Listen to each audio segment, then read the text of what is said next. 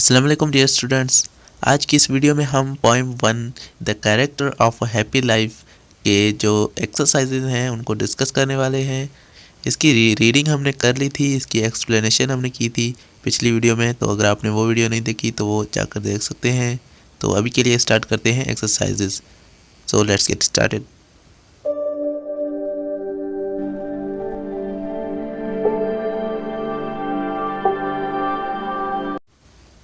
तो पहली एक्सरसाइज हमारी है कॉन्टेक्चुअल मीनिंग।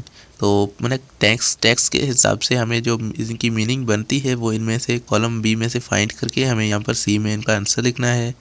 तो ये हमने एक अलग से सॉल्व की है, वहाँ पर हम सारी एक्सरसाइजेज को डिस्कस करेंगे। एक्सरसाइज नंबर 2, 3 और 4 को भी डिस्कस करेंगे। तो लेट्स गो देयर। तो फर्स्ट एक्सरसाइज यहाँ पर मौजूद है। फर्स्ट एक्सरसाइज में कॉलम ए को वर्ड्स को कॉलम बी से मिलाना है, जैसा कि आपको पता है। तो underline these words in column B and textual meaning, इनकी टेक्सचुअल मीनिंग आपको यहाँ पर लिखनी है। तो यहाँ पर हमने लिखी है number 1 passion, strong emotion. Passion उसे कहते हैं मतलब स्ट्रॉन्ग इमोशन या फीलिंग, ठीक है। आर्मर, कोई ऐसा हथियार जो प्रोटेक्ट करने के काम आता हो, ठीक है, किसी अटैक से खुद को बचाने के काम आता हो, उसको आर्मर बोलते हैं। उसके बाद rumour, a verified doubtful information, कोई अफवाह हो, ठीक है, अनवेरीफाइड हो, कोई डाउटफुल इन्फॉर्मेशन हो, उसको हम बोलते हैं र्यूमर। उसके बाद कॉन्शियंस, कॉन्शियस क्या है, मोरल सेंस है, राइट और रॉन्ग का, ठीक है, राइट या फिर रॉन्ग का सेंस होता है, उसको हम कॉन्शियंस बोलते हैं। रिट्रीट, मूव बैक, वापसी जाना, ठीक है, रिट्रीट। सर्वाइल बैंड्स, सेल्विश बॉन्ड्स, ठीक है।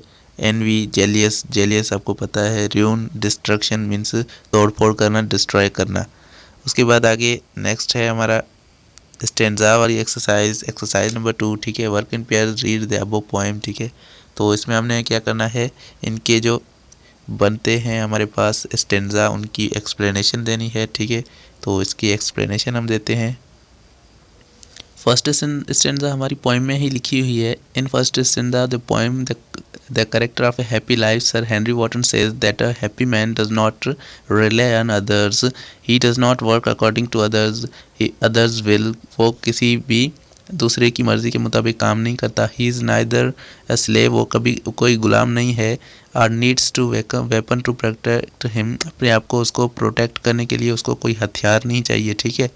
His honesty is his weapon, उसकी जो ईमानदारी है वो उसकी हथियार है उसका। He believes is in simple truth, वो अपनी ज़िंदगी की सच्चाई को ही अपना मतलब उस पर ही यकीन रखता है, ठीक है। उसके बाद स्टेंजा 2 है, ये तो बुक में लिखी हुई है। स्टेंजा 2 से यहाँ पर हमने लिखे हैं। In second stanza the poem the character of a happy life sir Henry Wotton says that how a man should regard his passion, किसी भी इंसान को कैसे अपने पैशन को रिगार्ड करना चाहिए, ठीक है। They should not be his masters, उनके जो पैशन है वो उनके मास्टर्स नहीं होने चाहिए, ठीक है, उनके आका नहीं होने चाहिए। वो अपनी जो ख्वाहिशें हैं उनका गुलाम नहीं होना चाहिए। He would be master of his passion or emotion. He should control the passionate life. Further, he says that a truly happy man does not aspire for love. A friendly should control the fame and also does not care the criticism against him in his absence. Always remain ready for the imminent death. ठीक है, तो ये हमारी stanza 2 हो गई। इसमें भी वही बता रहा है जो हमारे वहाँ पर स्टेंजा में बताया था, ठीक है, हमने जो पढ़ा था poem.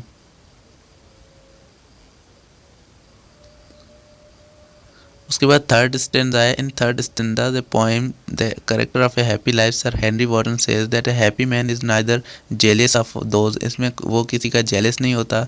Who are bestowed success by chance or not envy who those achieve success by adopting unfair or wicked means he is happy with his does and he has. इनके पास जो कुछ भी है वो उनसे ही खुश है, वो किसी से जलता नहीं है। जिन लोगों ने भी गलत कदम उठाकर मतलब अमीर हो चुके हैं या बड़े आदमी बन गए, उनसे ये जेलस नहीं होता।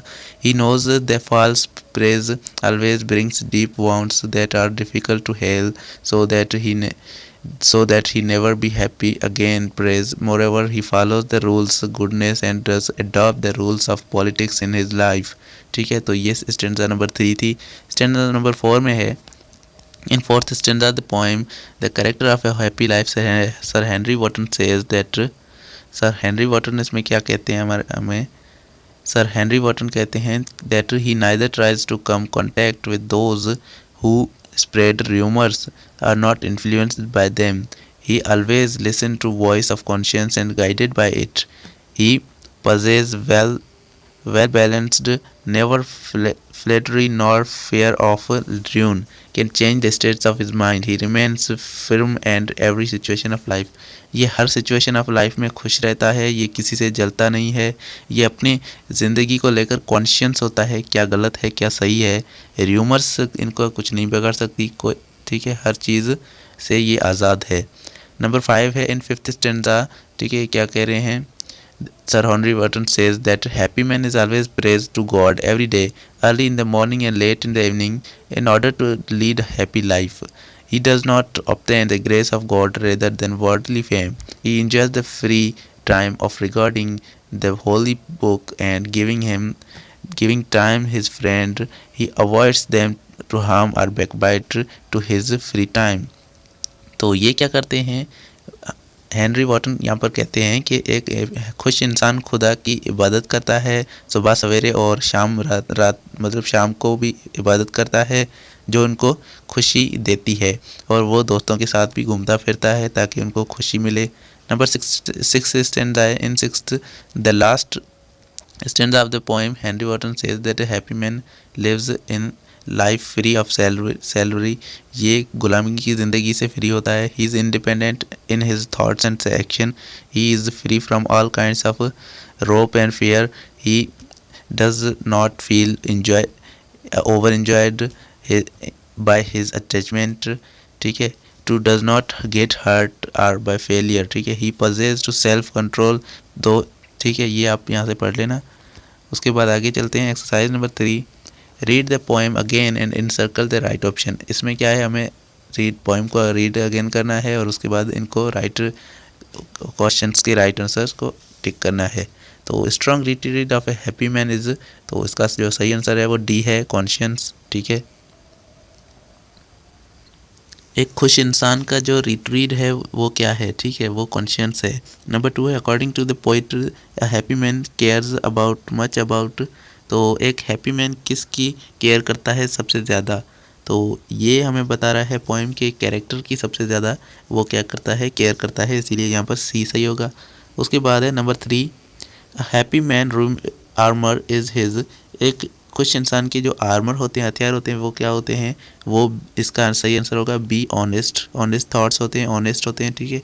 उसके बाद नंबर 4 है a happy man days are, किसी हैप्पी इंसान के डेज कैसे गुजरते हैं, हार्मलेस गुजरते हैं, नंबर सी इसका सही होगा, मीन्स कोई भी नुकसान के बगैर गुजर जाते हैं, ठीक है।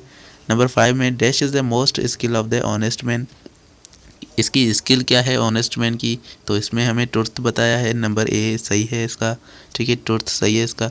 Number 6 a happy man does not serve another, happy man किसी से सर्व नहीं करता, ठीक है, किसी की विल, किसी की मर्ज़ी के मुताबिक वो सर्व नहीं करता, ठीक है, तो इसका डी सही होगा।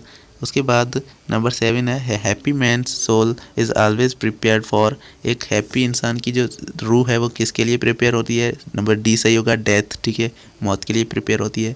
According to poet the deepest wounds are given by, सबसे ज़्यादा जो डीपेस्ट वाउंड्स हैं, ज़ख्म है, वो किससे दिए जाते हैं, नंबर बी, प्रेज, तारीफ से, ये सही होगा, ठीक है। उसके बाद लास्ट एक्सरसाइज है हमारी इस वीडियो में, लास्ट है, आगे हम क्वेश्चन आंसर की अलग से एक्सरसाइज सॉल्व करेंगे। वर्क इन पेयर्स एंड इसमें हमने क्या करना है, character of a happy life in which poet has identified each following characters of the happy man, तो इसमें क्या किया है, हैप्पी मैन की हमें ये कैरेक्टरिस्टिक्स बताई हैं और वो किस लाइन्स में बताई है, हमें वो लाइन लिखनी है।